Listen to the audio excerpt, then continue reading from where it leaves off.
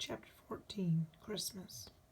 Caroline, grandmother called, please carry this platter into the dining room. Christmas Day had come, and wonderful aromas had been drifting from the kitchen all day. Caroline picked up the heavy platter and inhaled the rich scent of ham. For most of the year, only salted and smoked pork was available. But grandmother had purchased a juicy fresh ham for Christmas dinner. The dining room was crowded, but everyone managed to squeeze into place. Caroline, Mama, and Grandmother, Lydia, Aunt Martha, and Uncle Aaron, and Rhonda, Amelia, and their parents. All through the meal, the three older girls shared secret, excited looks. When Amelia saw the doll, would she be too surprised for words, or would she chatter with excitement? Caroline was confident that Amelia would like her gift. Would Rhonda be as happy with her beautiful new skates? Feeling hopeful, Caroline imagined Rhonda's face lighting with pleasure when she realized that Caroline had arranged to have them made just for her. Surely Rhonda wouldn't look down her nose and say, "Gracious, Caroline," then. Once Rhonda had her new skates and Lydia had the warm muff Caroline had made for her, there would be nothing to keep the three of them from having fun together on the ice. Although Caroline had trouble sitting still, Christmas dinner was too wonderful to rush. Grandmother and Mrs. Hathaway served the ham with peas and potatoes. Aunt Martha had baked 2 apple pies and boiled cornmeal with sweet maple syrup to make hasty pudding. After the feast, everyone moved into the parlor, and Uncle Aaron settled down with the Bible. This was the first time Papa hadn't been there to read the Christmas story. And Caroline felt a wave of longing as Uncle Aaron began. As she listened to the familiar words, she looked at the embroidered fire screen that she'd made for Papa. It sat by the hearth, waiting to welcome him home. "Merry Christmas, Papa," she thought, "wherever you are. I miss you more than ever." When Uncle Aaron finished, he shut the Bible gently. For a moment, everyone was quiet, as if tucking the comforting story into their hearts for another year. Then Caroline tiptoed to Mama. "May we give our gifts now?" she asked. Mama smiled. "Of course, dear child." Rhonda and Lydia jumped to their feet. The 3 girls had decided that Amelia's gift would be the first one given. Rhonda's face glowed with anticipation. "Close your eyes, Amelia," she said, "and hold out your hands. No peeking." Amelia scrunched her eyes tightly shut and eagerly held out her hands. Lydia fetched the doll from its hiding place in a drawer. She, Rhonda, and Caroline crowded close to gently lay the doll in Amelia's hands. Amelia's eyes flew open. "Oh," she gasped. She stared at the doll as if she'd never seen one before. "Happy Christmas," Caroline said. Amelia didn't move, keeping the doll balanced on her palms. "She's for me?" she asked. Lydia laughed, clearly delighted by Amelia's wonderment. "She is," she assured the girl. "The 3 of her made her just for you." Slowly, gently, Amelia cradled the doll close. "She's beautiful." "You must be careful with her," Rhonda added. "I will," Amelia promised. "Thank you." She put the doll down long enough to give each of the older girls a hug. When Caroline felt Amelia's arm squeeze her around the waist, her heart almost overflowed. She'd never seen Amelia so happy. The glance she shared with Lydia and Rhonda was full of satisfaction. "We did that," Caroline thought. "With a good idea and a few scraps of cloth and yarn, we made Amelia happy." Then Amelia ran around the room, showing her new doll to the adults. "You girls did a lovely job," Mama said. Mrs. Hathaway nodded. "Yes, you did indeed," she agreed. "Even dyeing yarn that pretty shade of brown to make the hair." Rhonda shared a secret smile with Caroline and Lydia. "Better brown than purple," she whispered. Caroline tried not to giggle, but she couldn't help it. Lydia elbowed her, which was her cousin's way of saying, "Stop it, don't make me laugh too." "Be polite, girls," Grandmother said, but her eyes were twinkling. Amelia cradled her doll while more gifts were presented. Lydia sighed with delight when she saw her new muff. "It's so soft and warm," she told Caroline. "Thank you." Caroline took a deep breath. "I hope Rhonda is as happy with her gift as Amelia and Lydia were with theirs," she thought. She felt tingly inside, half nervous and half excited. "I have a gift for you as well," Caroline told Rhonda. "Close your eyes." Caroline fetched the skates from her hiding place and set them in Rhonda's lap. Rhonda opened her eyes. She stared at the skates. "Hosea and Joseph made them," Caroline told her. "They're just the right size for you. Aren't they beautiful?" Rhonda nodded. "I know you didn't enjoy skating when you tried it before," Caroline added quickly, "but I think I can help keep you from falling." "Thank you," Rhonda said finally, and that was all. Caroline felt her heart slide toward her toes. As the evening went by, Caroline received gifts of embroidery silk, a new needle case, and warm woolen stockings. When she passed out the handkerchief she's made, the adults all praised her handiwork. "I was in sore need of a new handkerchief," Uncle Aaron declared.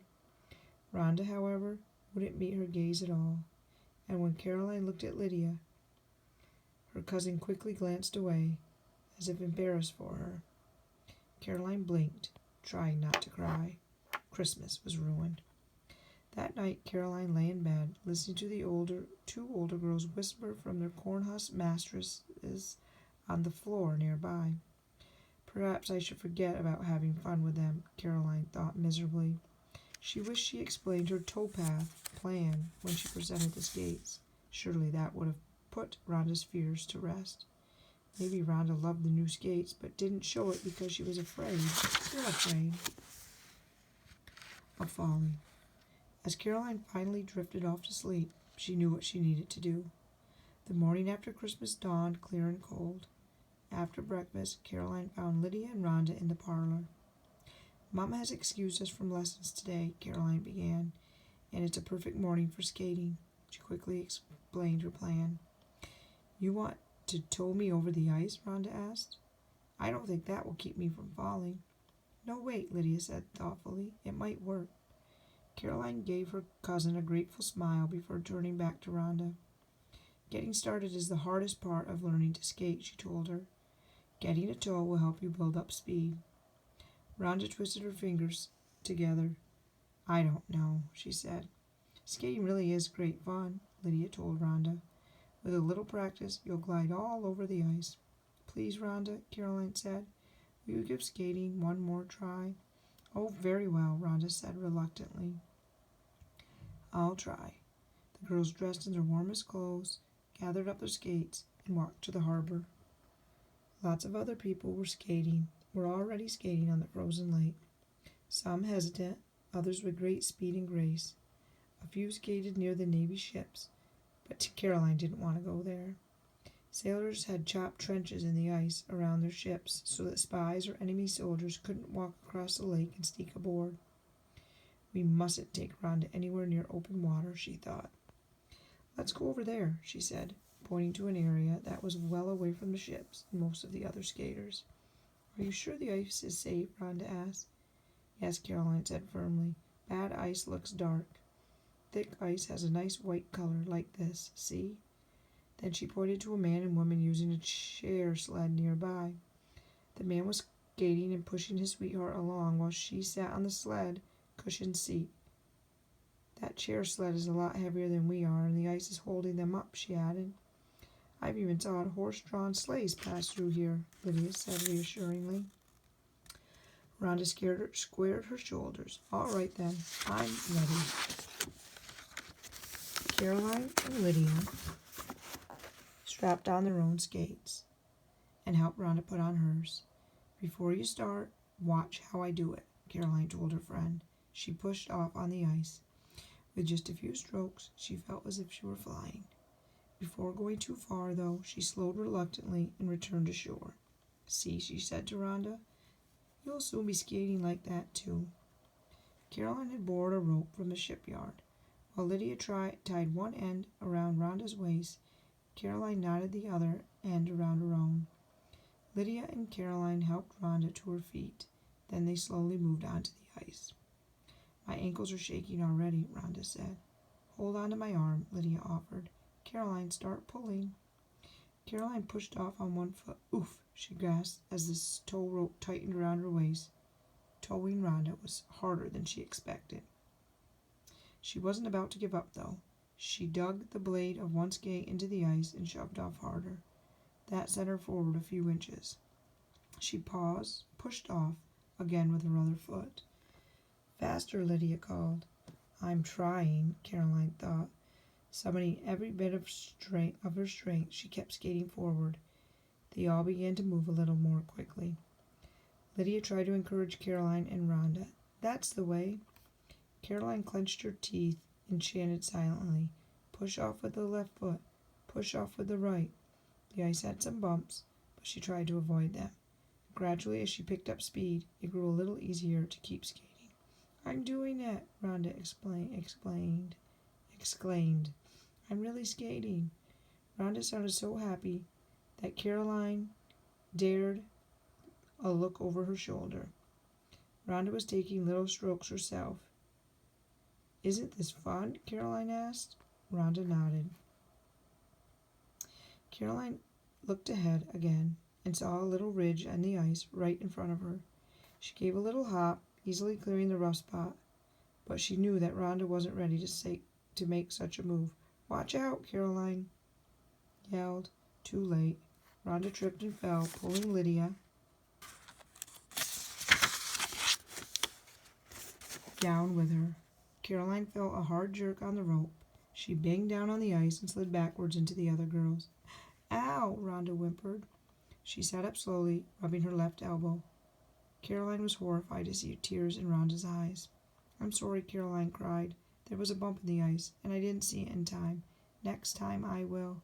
No, Rhonda said. She pulled off her gloves and began fumbling with her skates. I tried, Caroline, just as I promised, but I told you I didn't think this would work. I don't want to fall down any more. I shall walk back to shore. Caroline looked at Lydia, hoping her cousin would say something to shake Rhonda's mind, but Lydia didn't speak. Caroline silently untied the tow rope. All three girls got to their feet.